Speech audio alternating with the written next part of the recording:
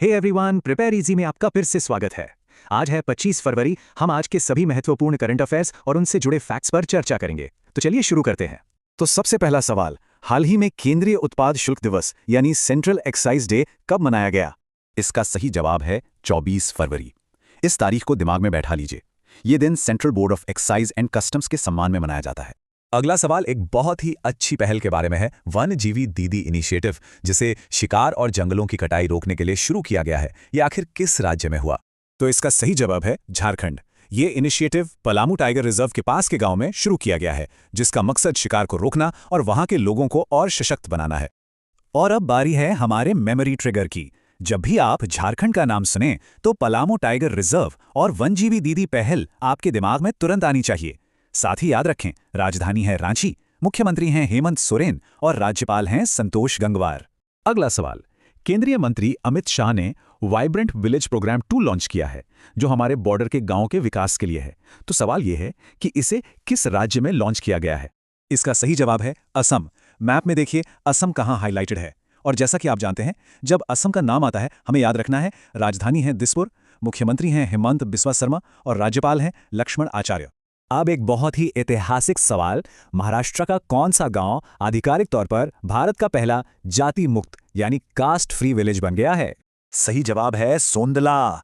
ये महाराष्ट्र के लिए एक ऐतिहासिक मील का पत्थर है। इस नाम को अच्छे से याद रखिएगा।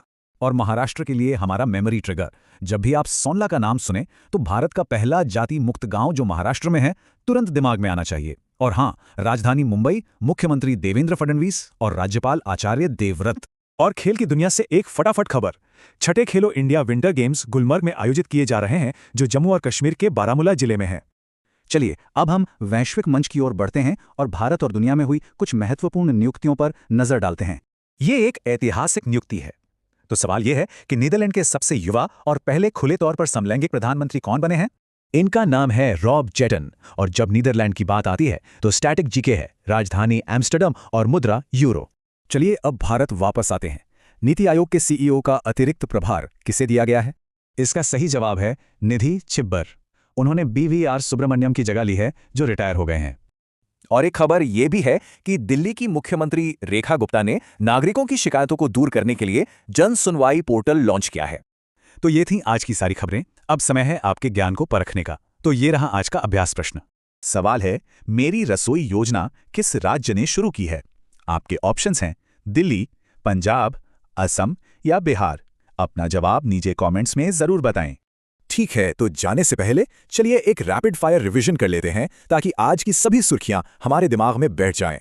तो जल्दी से दोहराते हैं। केंद्रीय उत्पाद शुल्क दिवस 24 फरवरी, वन्यजीवी दीदी पहल Jharkhand, vibrant village programme 2 Assam, छठा Khelo India winter games Gulmarg Jammu Kashmir, पहला जाति मुक्त गांव सोंदला महाराष्ट्र, नीदरलैंड के प्रधानमंत्री रॉब जेटन, बाफ्टा में भारतीय विजेता बूंग जो मणिपुर से है, नीति आयोग के सीईओ निधि छिब्बर और जन सुनवाई पोर्टल दिल्ली।